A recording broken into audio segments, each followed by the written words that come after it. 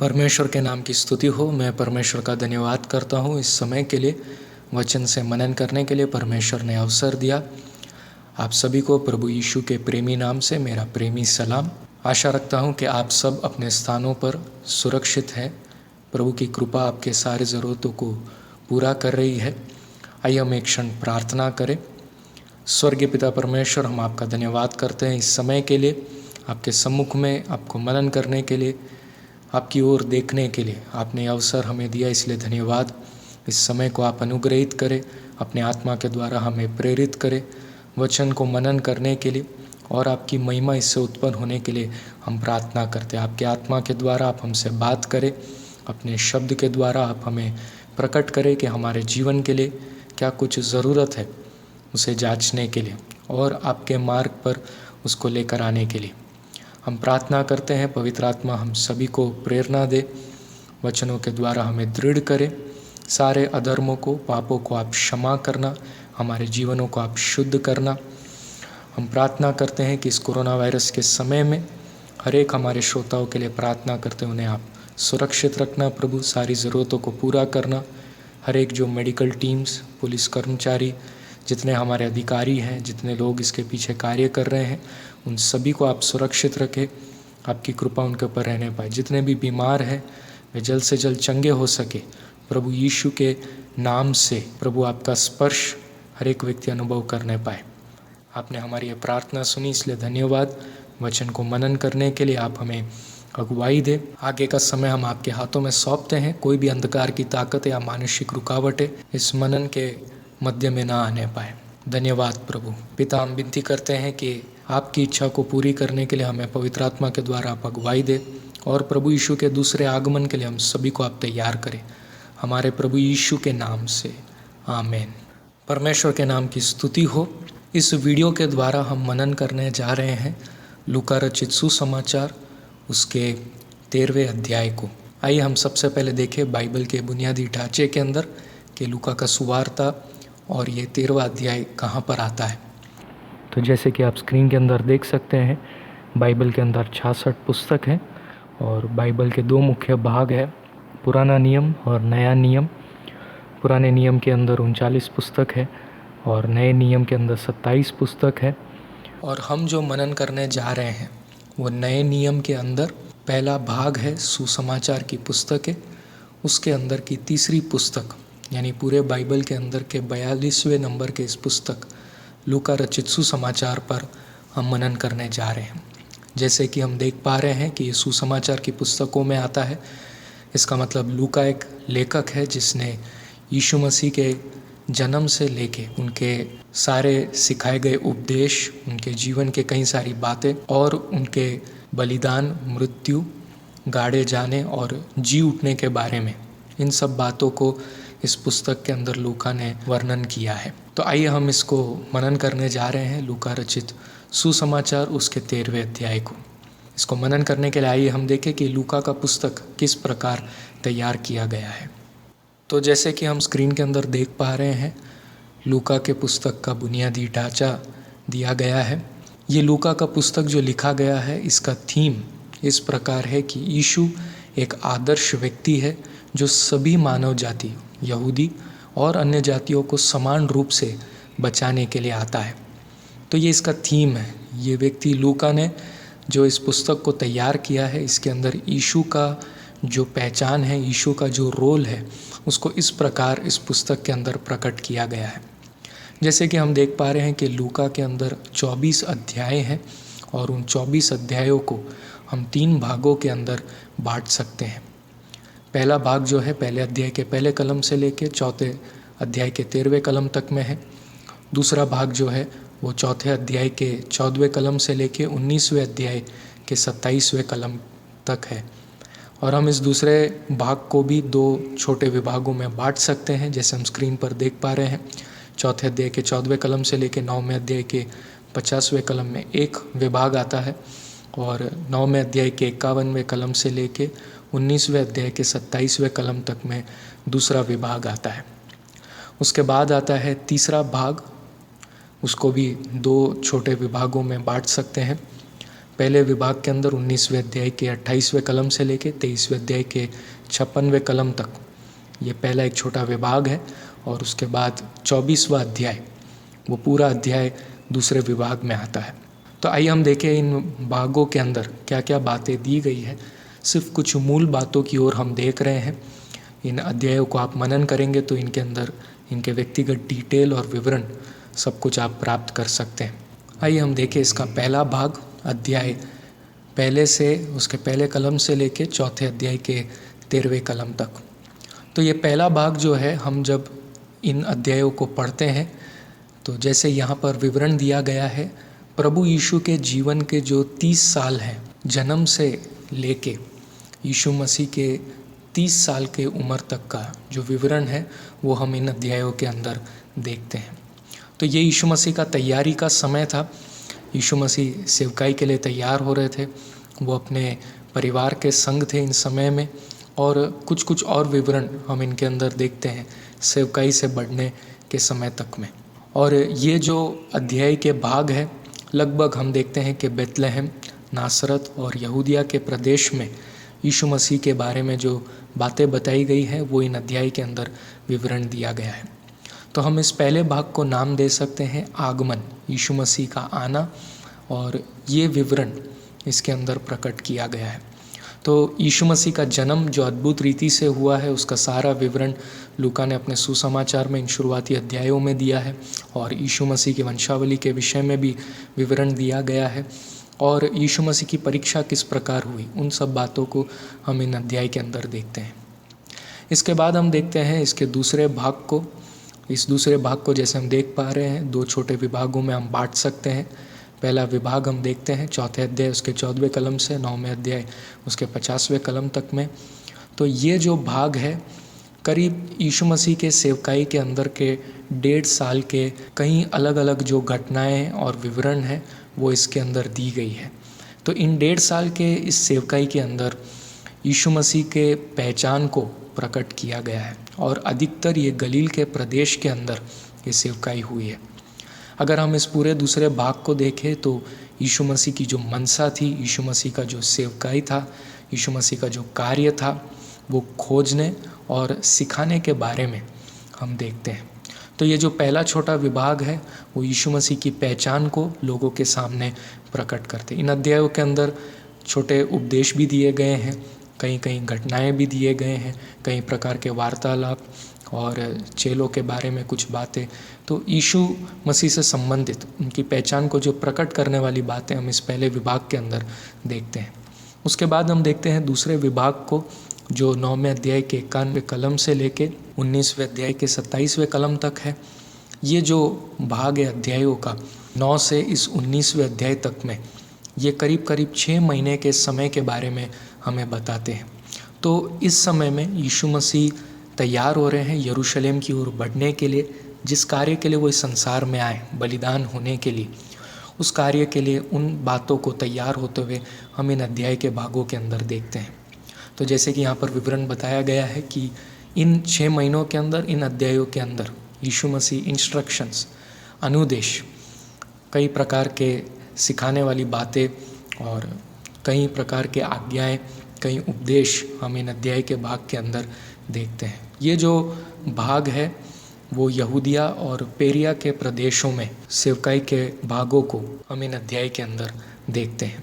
तो जैसे कि हमने पहले देखा कि ये पूरा जो दूसरा भाग है खोजने और सिखाने के बारे में है। यीशु मसीह जो इस संसार में आए वो पापियों को खोजने, खोए हुए को ढूंढ निकालने और उन्हें स्वर्ग के राज्य के बारे में बताने और उन्हें बचाने के लिए वो आए हैं। इसके बाद हम देखते हैं तीसरे भाग को, जिसके अंदर पहला विभाग जो है वो 19वें अध्याय के 28वें कलम से लेकर 23वें अध्याय के 56वें कलम के अंदर है। और ये यीशु मसीह के यरूशलेम में पहुंचने के उन 8 दिनों में, उन 8 दिनों को हम इन अध्यायों के अंदर देखते हैं। तो यीशु मसीह का यरूशलेम में प्रवेश होना और उसके बाद कैसे उन्होंने वहाँ पर उपदेश दिया, किस प्रकार वो परमेश्वर के मंदिर में आते थे, लोगों से मिलते थे, उपदेश देते थे, किस प्रकार धर्मगुरुओं ने भी प्रभु यीशु का विरोध किया, उन सब 8 दिनों के अंदर जो बातें हुई हम यहाँ पर देखते हैं। और यीशु मसीह के मृत्यु से संबंधित उन बातों को भी हम इन अध्याय के अंदर देखते हैं। और जो दूसरा छोटा विभाग है वो अध्याय 24 के बारे में है। और अध्याय 24 के अंदर जो है यीशु मसीह का पुनरुत्थान, हम उस बात को पढ़ते हैं। और पुनरुत्थान के बाद वो 40 दिन तक अपने शिष्यों को और अनेक और लोगों को वो प्रकट होते गए।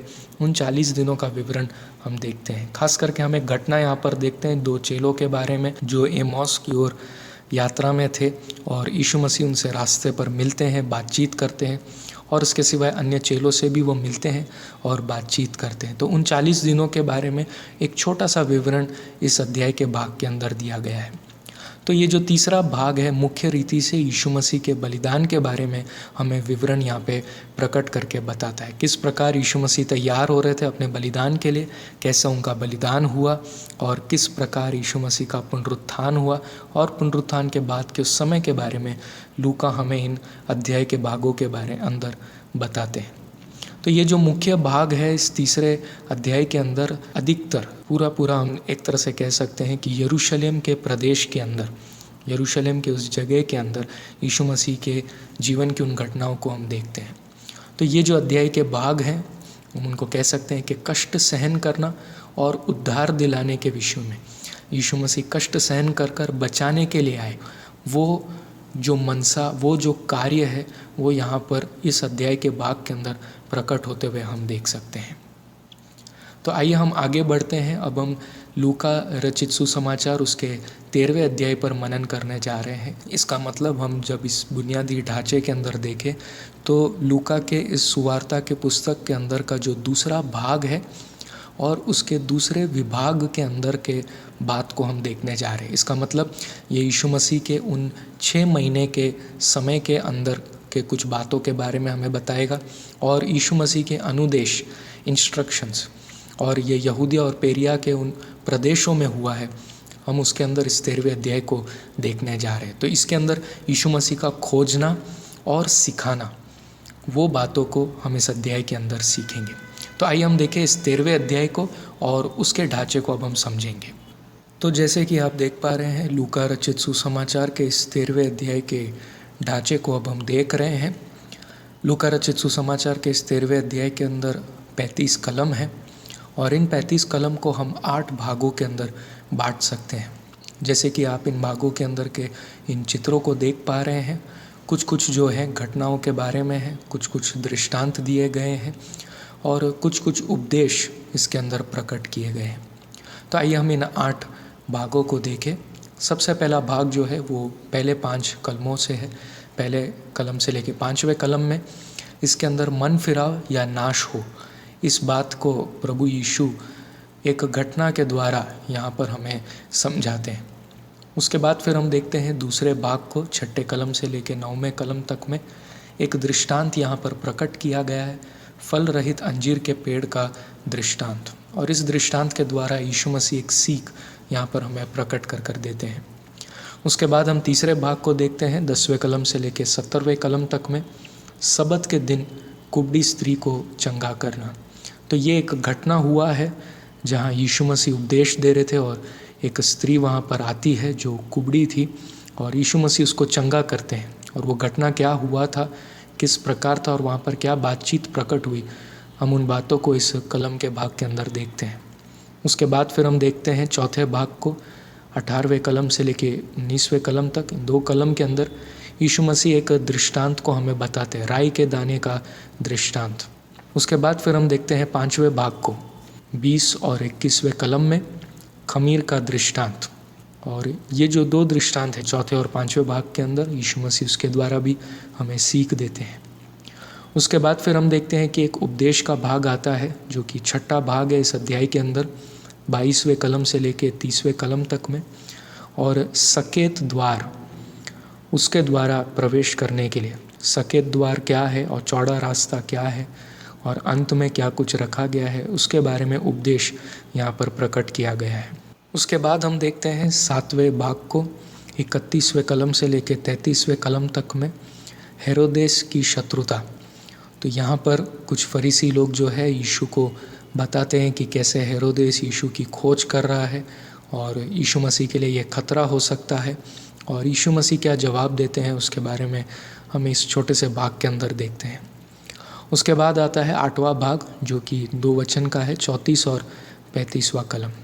तो यीशु मसीह जब यरूशलेम को देखते हैं, यरूशलेम के लिए वे विलाप करते हैं। किस कारण से वे विलाप करते हैं और क्या कुछ भविष्यवाणियाँ यरूशलेम के लिए की गई है, हम उन बातों को इस वचन के भाग के अंदर देखते हैं। तो ये इस 13वें अध्याय के 8 भाग यहाँ पर दिए गए हैं। इन 8 भागों के अंदर आइए हम इन्हें मनन करें और इसमें से अपने जीवन के लिए हम इस वीडियो के द्वारा सीख प्राप्त करें। प्रभु के आत्मा के शब्दों को हम सुने और हमारे जीवन को प्रभु यीशु के और करीब और आत्मिक जीवन को उन्नति की ओर ले चले। तो आइए हम शुरू करें इसके पहले भाग से और पहले कलम से हम पढ़ना शुरू करते हैं। उस समय कुछ लोग आ पहुँचे और उससे उन गलीलियों की चर्चा करने लगे जिनका लहू पिलातुस ने उन्हीं के बलिदान के साथ मिलाया था। कलम 2। यह सुन उसने उनसे उत्तर में यह कहा, क्या तुम समझते हो कि यह गलीली और सब गलीलियों से अधिक पापी थे कि उन पर ऐसी विपत्ति पड़ी? तीसरा कलम। मैं तुमसे कहता हूँ कि नहीं, परंतु यदि तुम मन न फिराओगे तो तुम सब भी इसी रीति से नष्ट होगे। तो हम यहाँ पर देखते हैं कि कुछ लोग वहाँ पर यीशु मसीह के पास आए थे और गलीलियों के विषय में चर्चा कर रहे थे। और यहाँ पर एक घटना के बारे में बताया गया है जहाँ पर पिलातुस ने जो है बहुत ही बेरहमी से गलीलियों को मारा था और उनके लहू को जो है बलिदान के साथ मिलाया था। तो जब ये बातचीत, ये वार्तालाप यहाँ पर चल रहा है, हम देखते हैं कि पिलातुस के बारे में, जैसे कि हमने पिछले वीडियो में भी देखा था कि पिलातुस जो है बहुत ही एक क्रूर और कड़क व्यक्ति था और उसके इस चरित्र के बारे में यहाँ पर भी एक घटना के द्वारा प्रकट किया गया है। तो इन बातों को करते समय यीशु मसीह यहाँ पर एक प्रश्न इन लोगों के सामने रखते हैं कि क्या ये गलीली जिनकी मृत्यु हुई वे अधिक पापी थे, इस वजह से ऐसी विपत्ति में ये पड़े? बाकी सारी गलीलियों के तुलना में क्या ये अधिक पापी थे जिसके कारण उनके ऊपर ये विपत्ति आई?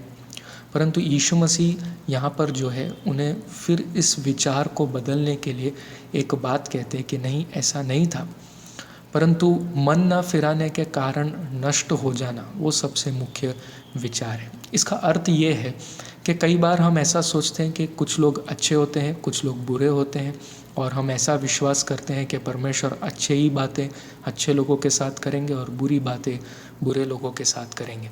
पर यीशु मसीह इस प्रश्न के द्वारा यहाँ पर इस बात को क्लियर करना चाहते हैं, इस बात को हमें सही कर समझाना चाहते हैं कि घटनाएं जो इंसान के जीवन पर होती है वो कभी भी हो सकती है, चाहे अच्छा इंसान हो या बुरा इंसान हो, अच्छी घटनाएं बुरे घटनाएं हो सकती है। परंतु सबसे जो मुख्य बात जिस पर हमें ध्यान देना है वो मन फिराने के बारे में है। अगर हमने मन न फिराया, कोई भी आपत्ति, कोई भी विपत्ति किसी भी समय इंसान के जीवन के ऊपर आ सकती है और फिर मन फिराव का अवसर नहीं है। प्रिय भाई और बहनों, जब तक हम जीवित हैं हमारे पास अवसर है कि हम पश्चाताप कर सके और परमेश्वर की ओर फिर सके। और यीशु मसीह इसी बात के बारे में कहना चाहते हैं कि जब तक हमारे पास ये अवसर है तो हम मन फिराव करें, परमेश्वर की ओर देखें। यहाँ पे यीशु मसीह अपने इस प्रश्न के द्वारा ऐसा भी नहीं साबित कर रहे हैं कि ये जो गलीली लोग थे वो बाकी सबसे बिल्कुल निर्दोष थे, परंतु इसी बात के बारे में बताना चाहते हैं कि सब लोग पापी है और सब के ऊपर दोष है और उन्हें अपने पाप में से मन फिराव करना ज़रूरी है। ये बात सही है कि कई बार जो है विपत्तियाँ बुरे लोगों के ऊपर भी आती है, पर हम कई बार विपत्तियों को अच्छे लोगों के ऊपर भी आते हुए देखते हैं। दूसरी ओर हम देखते हैं कि यीशु मसीह इस बात के बारे में भी हमें सिखाते हैं कि जो घटनाएं इंसानों के साथ होती है, इसका मतलब ऐसा नहीं कि बुरी घटना के कारण कोई व्यक्ति बहुत ही बड़ा पापी है, परंतु हर एक व्यक्ति को एक समान यीशु मसीह इस एक विवरण के द्वारा समझाते हैं कि पाप में पड़े हुए हैं और मन फिराव करना सबसे ज़्यादा ज़रूरी है। तो यीशु मसीह जो है इस प्रश्न के द्वारा हमारे ध्यान को जो है कि क्यों ये घटना हुई से हटाकर एक प्रश्न की ओर लाते हैं कि इसके अंदर, इस घटना के द्वारा मेरे लिए, मुझे क्या इससे सीखना है। तो हमें इस प्रश्न के द्वारा ये सीखना है कि मृत्यु कभी भी आ सकता है और मन फिराव करना ये सबसे बड़ी प्राथमिकता है। कभी भी किसी भी प्रकार मृत्यु आ सकती है और हमें तैयार रहना चाहिए। तो हम यहाँ पर देखते हैं कि यीशु मसीह इस एक बात के बारे में इन लोगों से बातचीत कर रहे हैं कि विपत्ति कभी भी आ सकती है, और ये जिस पीढ़ी से यीशु मसीह बात कर रहे हैं, इस पीढ़ी के सामने भी ये विपत्ति आई, क्योंकि 70 एडी के अंदर यरूशलेम के ऊपर जो है रोमी जो सैनिकों ने जो हमला किया था, इतिहासकार इसके बारे में हमें बताते हैं कि बहुत बुरा हाल यरूशलेम का उस वक्त में हो गया। तो ये एक प्रश्न कि कभी भी मुसीबतें आ सकती है और मन फिराव करना ज़रूरी है। और हम देखते हैं कि यरूशलेम के ऊपर जो विपत्ति आई इज़राइल के पाप के कारण, आखिरकार परमेश्वर ने अपना दंड जो है इज़राइल के ऊपर भेजा और यरूशलेम को नाश कर दिया। इसके अंदर कई सारे अच्छे लोग भी थे, विश्वास करने वाले लोग भी थे, पर उन सभी को इस एक देश को, एक पूरे प्रदेश को इसका नुकसान सामना करना पड़ा। एक ही प्रदेश के अंदर अच्छे और बुरे लोग रहते हैं, परंतु परमेश्वर का दंड या किसी प्रकार की कोई विपत्ति किसी देश के ऊपर, कोई प्रदेश के ऊपर कब आ सकता है हम नहीं जानते हैं, परंतु हमारे लिए सबसे ज़्यादा ज़रूरी इस समय में, इस पल में ये है कि हम पश्चाताप के बारे में विचार करें और अपने कदमों को प्रभु यीशु की ओर बढ़ाएं। हम देख रहे हैं कि आज के ज़माने में जब विपत्ति कोरोना वायरस के इस रूप में हर एक प्रदेशों में, जगहों में फैल रही है, हम नहीं जानते हैं कि यह आगे किस रूप में बदल जाएगा, किस प्रकार कैसा हमला या किस प्रकार की तकलीफ़ों और विपत्तियों को लेकर आ सकता है, और ये क्यों आया, किस प्रकार फैल रहा है। उससे बढ़कर जो मुख्य प्रश्न ये है कि हम इस विपत्ति से हमारे बारे में क्या विचार करते हैं। हमारी जान कब तक जीवित रहने वाली है, मृत्यु कब हमारे ऊपर आने वाली है, हम नहीं जानते हैं, परंतु हमें सबसे जो मुख्य विचार हमारे जीवन में रखना है वो मन फिराव के बारे में है। आइए हम आगे बढ़े अगले वचन की ओर। चौथा कलम, या क्या तुम समझते हो कि वे 18 जन जिन पर शीलो का गुम्बद गिरा और वे दबकर मर गए, यरूशलेम के और सब रहने वालों से अधिक अपराधी थे? पांचवा कलम, मैं तुमसे कहता हूँ कि नहीं, परंतु यदि तुम मन न फिराओगे तो तुम सभी भी इसी रीति से नष्ट होंगे। तो हम देखते हैं यीशु मसीह यहाँ पर और एक विपत्ति के बारे में हमें बताते हैं, जहाँ पर शीलो का जो गुम्बद है वो गिरा और 18 लोगों की मौत यहाँ पर हुई। और यीशु मसीह फिर से एक तुलना यहाँ पर प्रकट कर कर बता रहे हैं कि क्या ये 18 लोग बाकी सारे यरूशलेम के रहने वालों से अधिक अपराधी थे?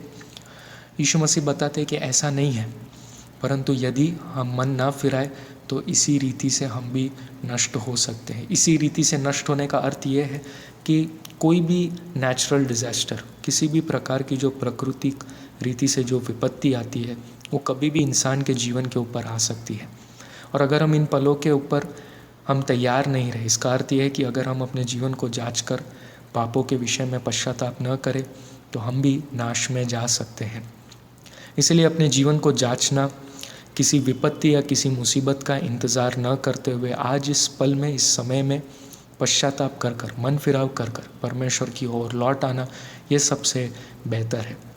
यहाँ पर हम देखते हैं कि यीशु मसीह जो है 2 घटनाओं के बारे में हमें बताते हैं। एक जो मानुषिक रीति से हुआ, यानी कि पिलातुस ने कई लोगों को मारा, और दूसरा हम देखते हैं कि एक प्राकृतिक रीति से हुआ कि शीलो का जो गुम्बद है वो 18 लोगों के ऊपर गिर गया।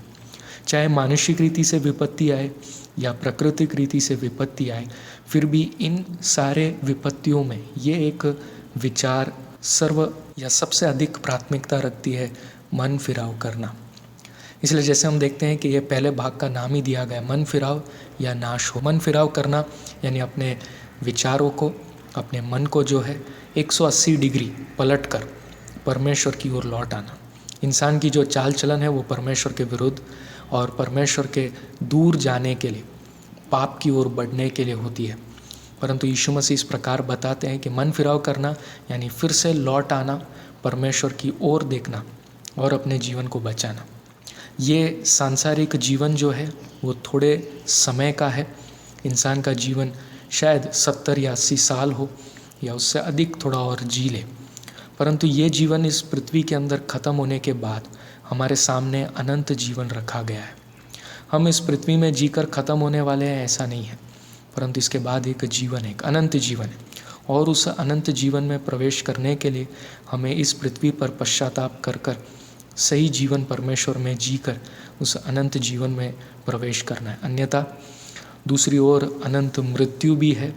इसका अर्थ यह है कि परमेश्वर से सर्वदा तक दूर रहना, हमेशा के लिए दूर हो जाना, एक नरक में जाना और उसके अंदर हमेशा के लिए पड़े रहना, मृत्यु, अनंत एक मृत्यु को अनुभव करना, ऐसी एक अवस्था आ सकती है। तो हम जो कुछ भी इस जीवन में करते हैं उसका जो एको है, उसका जो शब्द है, अनंत जीवन में भी प्रकट होता है। क्यों ना हम इस जीवन में पश्चाताप करें, मन फिराव करें और परमेश्वर की ओर लौट कर आए। आइए हम आगे बढ़े। तो अब हम आते हैं इसके दूसरे भाग की ओर, जो छठे कलम से 9वें कलम तक में है। तो ये जो दूसरा भाग है, इसका टाइटल ऐसा कहता है, फल रहित अंजीर के पेड़ का दृष्टांत। हम एक दृष्टांत को देखने जा रहे हैं और उस दृष्टांत से यीशु मसीह हमें एक सीख देते हैं। तो आइए हम इसको पढ़े। तो इसके छठे कलम से हम पढ़े। फिर उसने यह दृष्टांत भी कहा, किसी की अंगूर की बारी में एक अंजीर का पेड़ लगा हुआ था। वह उसमें फल ढूंढते आया परंतु न पाया।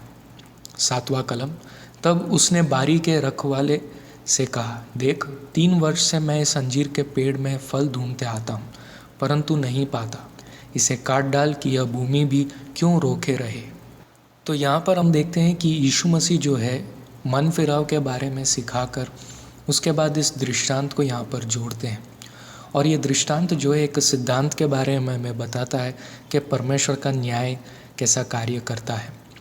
तो सबसे पहली बात हम यहाँ पर देखते हैं कि एक अंगूर की बारी के अंदर अंजीर का पेड़ लगाया हुआ था। उन समयों में लोग जो है अंगूर की बारी के अंदर अलग अलग प्रकार के जो फ्रूट्स होते थे उनके पेड़ को लगाते थे। तो यहाँ पर इस अंगूर की बारी के अंदर अंजीर के पेड़ को लगाया गया है और जो मालिक है वो यहाँ पर फल ढूंढता हुआ आया है। हम देखते हैं कि ये जो पहली बात यहाँ पर लिखा गया है उसमें फल ढूंढने आया, इसका मतलब परमेश्वर जो है फल ढूंढता हुआ आता है।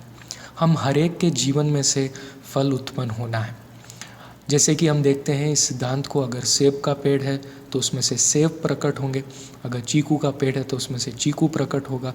कभी भी किसी पेड़ में से अलग सा फल प्रकट नहीं होता है, परंतु जिस लिए वो पेड़ नींव से उग कर आया है उसमें से वैसा फल प्रकट होता है।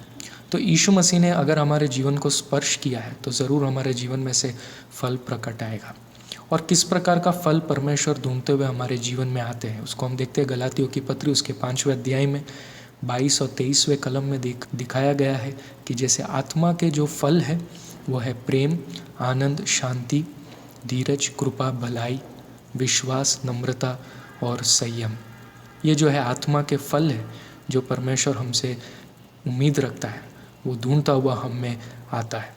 तो यीशु मसीह का स्पर्श होना यानी ऐसे एक फल को हमसे उत्पन्न करता है। तो यहाँ पर इस कहानी के अंदर हम देखते हैं कि ये जो मालिक है वो इस दाख की बारी के रखवाले से कहता है कि 3 वर्ष से इस अंजीर के पेड़ में से फल ढूंढता हुआ वो आया परंतु उसमें से नहीं पाता है।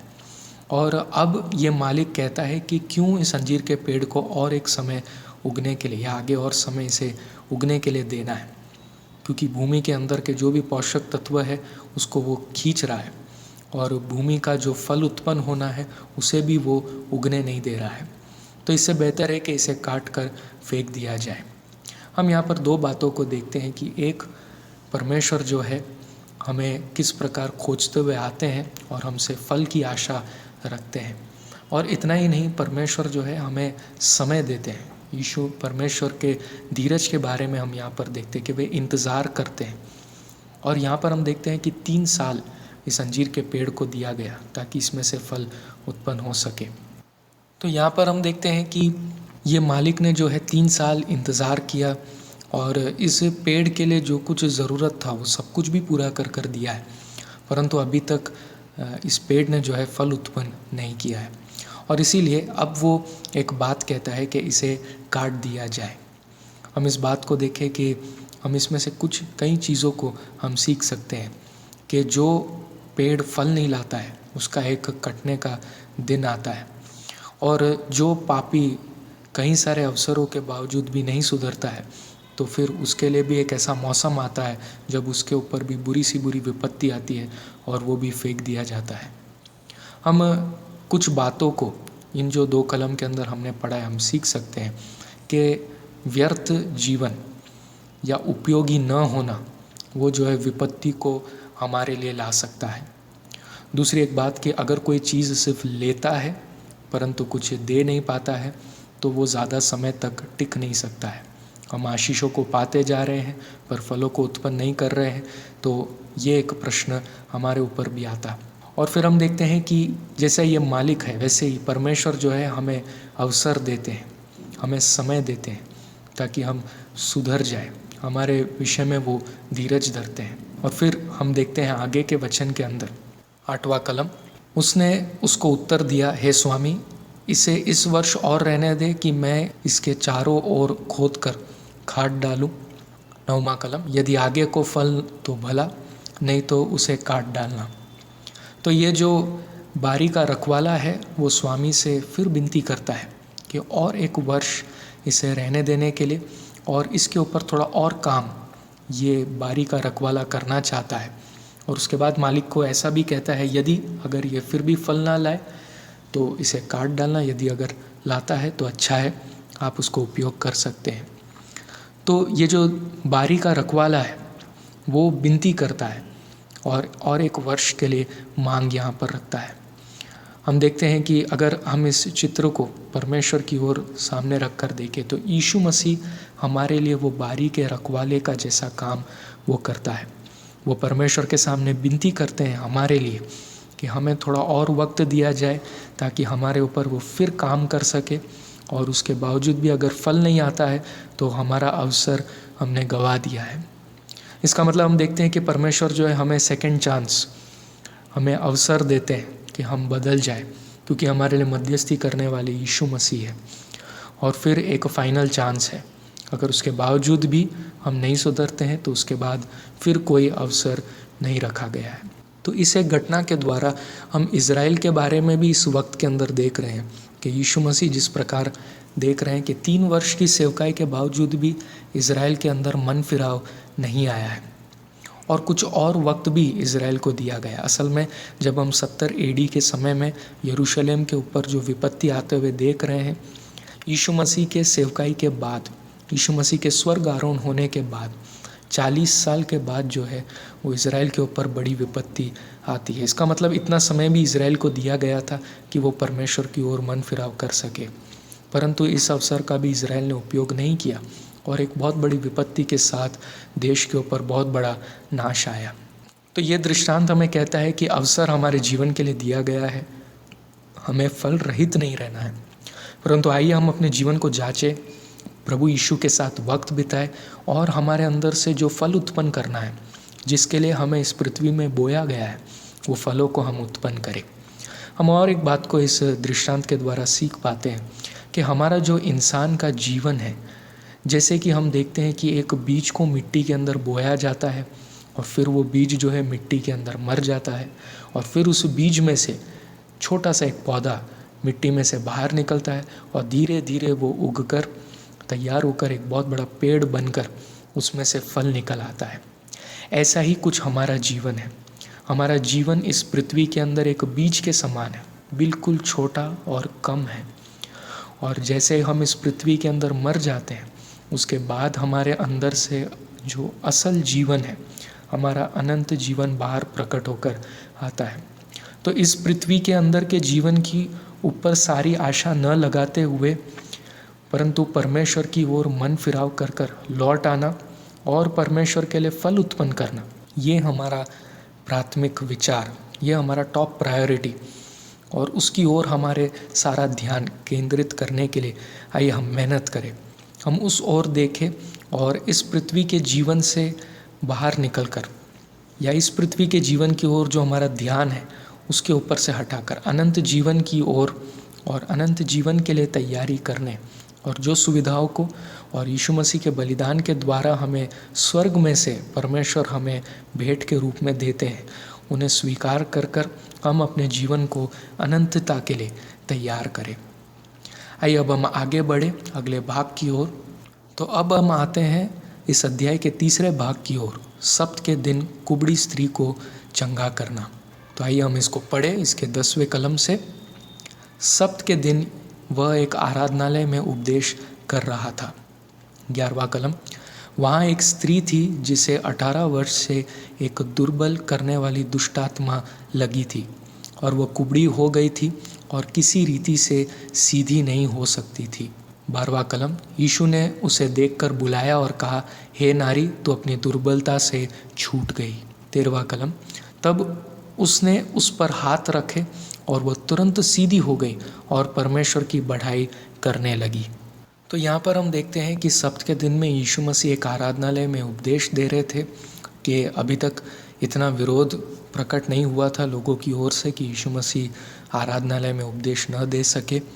तो ऐसे सप्त के एक दिन में जब यीशु मसीह उपदेश दे रहे थे और वहाँ पर हम एक स्त्री के बारे में देखते हैं और उसकी जो ये हालत थी, इसके बारे में बाइबल ऐसा बताते हैं कि एक दुर्बल करने वाली दुष्टात्मा उसके ऊपर लगी हुई थी, कि कुछ आत्मिक कारण यहाँ पर दिया गया है जिसकी वजह से उसकी जो शरीर की अवस्था है एक बहुत बड़ी तकलीफ़ में थी। जैसे कि वचन कहता है कि वह कुबड़ी हो गई थी और किसी रीति से सीधी नहीं हो सकती थी। तो कुछ इसके पीछे एक आत्मिक कारण यहाँ पर दिया गया है। ये हम इस घटना के द्वारा देख सकते हैं, एक बात को समझ सकते हैं कि ये मूर्खता होगी ये बात को सोचने के लिए कि आत्मिक ही मुसीबतों के कारण हर एक शारीरिक तकलीफ़ें होती है। ऐसा ज़रूरी नहीं है। शारीरिक तकलीफ़ें कई बार किसी प्रकार के कोई कमी घटी प्राकृतिक तकलीफ़ों के वजह से भी प्रकट हो सकती है, परंतु दूसरी ओर ये भी एक मूर्खता होगी ये सोचने के लिए कि आत्मिक जो तकलीफ़ें हैं, आत्मिक जो गड़बड़ियाँ हैं, उसके वजह से कभी भी शारीरिक रीति से तकलीफ़ें नहीं होंगी। जब हम आत्मिक रीति से पाप में गलत एक जीवन में होते हैं तब वह शरीर के ऊपर भी असर करता है। हम देखते हैं कि यहाँ पर इस स्त्री के जीवन में बहुत बड़ी एक तकलीफ़ थी और ये स्त्री के जीवन के बारे में हम देख सकते हैं कि इसका जीवन बहुत ही दर्द में और एक निंदा की अवस्था में वो जी रही थी। इसके जीवन में ऐसा एक बीमारी थी कि वो झुकी हुई रहती थी और सबको ये दिखाई देता था और ये 18 साल से इस एक मुसीबत को झेल रही थी। 18 साल से वो झुकी हुई थी, जैसे कि उसने आसमान नहीं देखा है, ऊपर उठकर ठीक से कुछ चीज़ों को देखा नहीं। उसकी नज़रें जो है हमेशा ज़मीन की ओर और नीचे की ओर झुकी हुई रहे। इस प्रकार की एक अवस्था से वो गुज़र रही थी। कई बार हम इस स्त्री के जीवन को जो है एक विश्वासी के जीवन को समझने में भी हम उपयोग कर सकते हैं, जिनके अंदर दुष्ट आत्मा कार्य करती है। यहाँ पर हम देखते हैं कि ये स्त्री जो है आराधनालय के अंदर आई है और वो आराधनालय में शायद भाग लेने वाली एक विश्वासी स्त्री है, परंतु अभी तक उसके जीवन पर परमेश्वर की आत्मा ने कार्य नहीं किया। ये सब इसलिए हुआ कि अभी तक यीशु मसीह का कार्य उस स्त्री के जीवन के अंदर प्रकट नहीं हुआ। तो यीशु मसीह का कार्य क्योंकि इस व्यक्ति के जीवन के अंदर प्रकट नहीं हुआ था, इसीलिए दुष्टात्मा ने जो है इसके ऊपर अधिकार पकड़ा हुआ था। परंतु जैसे ही यीशु मसीह का कार्य प्रकट हुआ, यीशु मसीह ने जैसे ही उस स्त्री को छुटकारा दिया, उसे उसी वक्त चंगाई मिल गई और वो परमेश्वर की महिमा करने लगी। यहाँ पर ये स्त्री जो है 18 साल से इस बंधन के अंदर थी। शैतान ने जो है उसे बांध कर रखा हुआ था और इस तकलीफ़ से वो काफ़ी समय से गुजर रही थी, परंतु ये जो सप्त का दिन था, आज उसके लिए चंगाई का कार्य होने जा रहा था। और यीशु मसीह ने अधिकार का शब्द और साथ साथ में बड़े ही दया के साथ में उस स्त्री को इस प्रकार आज्ञा प्रकट कर दी कि हे नारी, तू अपनी दुर्बलता से छूट गई। और उसी वक्त एक अद्भुत चमत्कार वहाँ पर हुआ। यीशु मसीह ने दूर से नहीं कहा, परंतु स्त्री के पास आकर उसके ऊपर हाथ रखते हुए बड़े प्रेम के साथ में उसको उसके बंधन से छुटकारा दिया, जिसके कारण अब वो स्त्री जो है परमेश्वर की महिमा करने लगती है। हम आगे के वचन को पढ़े। 14वां कलम। इसीलिए कि यीशु ने सप्त के दिन उसे अच्छा किया था, आराधनालय का सरदार रिसिया कर लोगों से कहने लगा, 6 दिन है जिनमें काम करना चाहिए, अतः उन्हीं दिनों में आकर चंगे हो, परंतु सबके दिन में नहीं। 15। यह सुनकर प्रभु ने उत्तर दिया, हे कपटियों, क्या सप्त के दिन में तुम में से हर एक अपने बैल या गधे को थान में से खोलकर पानी पिलाने नहीं ले जाता? 16। तो क्या उचित न था कि यह स्त्री जो अब्राहम की बेटी है, जिसे शैतान ने 18 वर्ष से बांध रखा था, सब्त के दिन इस बंधन से छुड़ाई जाती। 17 जब उसने यह बात कही तो उसके सब विरोधी लज्जित हो गए और सारी भीड़ उन महिमा के कामों से जो वह करता था आनंदित हुई। तो यहाँ पर हम देखते हैं कि जो आराधनालय का सरदार था वो रिसियाने लगा, क्योंकि यीशु मसीह ने यहाँ पर एक चमत्कार किया और उसे यह बात पसंद नहीं आई। एक अद्भुत चमत्कार यहाँ पर हुआ, परंतु इस बात की खुशी उसके अंदर नहीं थी। जो यहूदी लोग थे वे सब्त के दिन के नियमों को बड़े कड़क रीति से पालन करते थे और नियम इस व्यक्ति के जीवन के अंदर इतना कार्य कर रहा था कि जो एक चमत्कार यहाँ पर हुआ उसको वो महसूस या उसमें वो आनंदित या भागीदार नहीं हो पाया। तो वो इस प्रकार एक बात प्रकट करता है कि 6 दिन है, काम करना है और उन दिन में आकर चंगे होने के लिए। आराधनालय का जो सरदार था वो खुद चंगाई तो नहीं कर पाया, परंतु जब अब यीशु मसीह ने यहाँ पर चंगाई प्रकट किया तो उसके ऊपर वो खेद प्रकट करने लगा। और यहाँ पर हम देखते हैं कि यह आराधनालय का सरदार यीशु मसीह की ओर देखकर बात नहीं करता है, परंतु वो लोगों से इस बात को कहता है। तो उसके अंदर ये हिम्मत नहीं थी कि वे यीशु मसीह को कुछ कह सके, परंतु वो लोगों के अंदर एक विचार को भरता है। तो हम देखते हैं यीशु मसीह जो है यहाँ पर जवाब देते हैं और सबसे पहला शब्द कहते हैं, हे कपटियों। तो यीशु मसीह बड़े अधिकार के साथ यहाँ पर इनके जीवन के अंदर की जो बात है वो प्रकट कर कर बताते हैं कि जो परमेश्वर के कार्य के लिए भाग लेने के एक उत्तेजन, एक जो जलन या एक जो ज़ील इस आराधनालय के सरदार के अंदर है वो असल में एक कपट है, क्योंकि जो चमत्कार यहाँ पर हुआ वो परमेश्वर की ओर से हुआ है और दूसरी ओर वो उसको अनुभव नहीं कर पा रहा है, उसको वो स्वीकार नहीं कर पाता है। परमेश्वर की करुणा और जीवन को बदलने का जो कार्य यहाँ पर इस स्त्री के ऊपर हुआ है, उस एक बात को यह आराधनालय का सरदार पहचान नहीं पा रहा है, उसे वो देख नहीं पा रहा है। और यीशु मसीह अपने जवाब के अंदर जो है इन्हीं लोगों के कार्यों के द्वारा तुलना कर कर समझाते हैं कि जैसे कि सब्त के दिन में जो है ये लोग अपने जानवरों को पानी पिलाने के लिए जैसे खोलकर उन्हें लेकर जाते हैं, तो ये स्त्री भी जो बंधन के अंदर थी उसे भी खुलना आज इस दिन में ज़रूरी था। तो यीशु मसीह यहाँ पर बताते हैं कुछ कारणों को, कि जैसे कि सबसे पहले ये कहते कि ये स्त्री जो परमेश्वर के ही रूप में और समानता में बनाई गई है, और परमेश्वर ने उसे इस संसार में रखा है, और जो अब्राहम की बेटी है।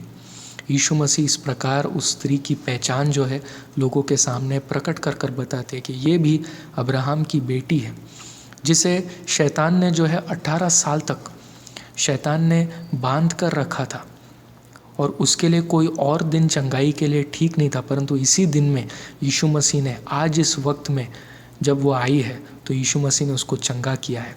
यानी कि ऐसा नहीं है कि सब्त के दिन में ही चंगाई मिल सकती है, कि जिस भी वक्त में जब ये बात पहचान में आ जाए कि शैतान के बंधन में कोई है, यीशु मसीह की ओर देखना, यीशु मसीह की चंगाई किसी भी दिन में संभव है।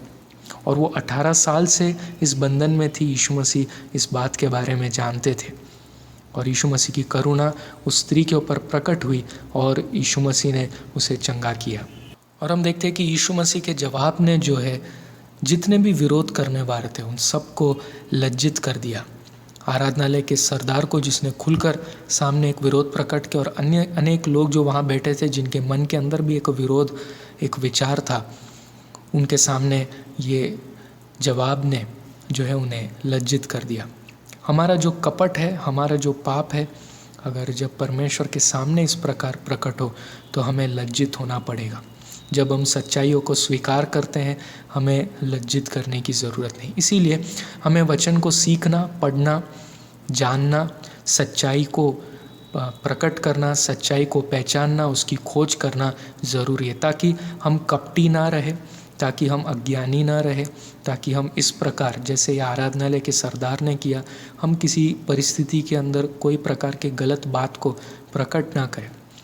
क्योंकि हमारा अज्ञानी रहना, वचनों को न जानना, सच्चाई को न जानने से हम भी कई बार ऐसे स्वभाव को प्रकट करते हैं जिसके कारण फिर आखिरकार हमें ही लज्जित होना पड़ता है।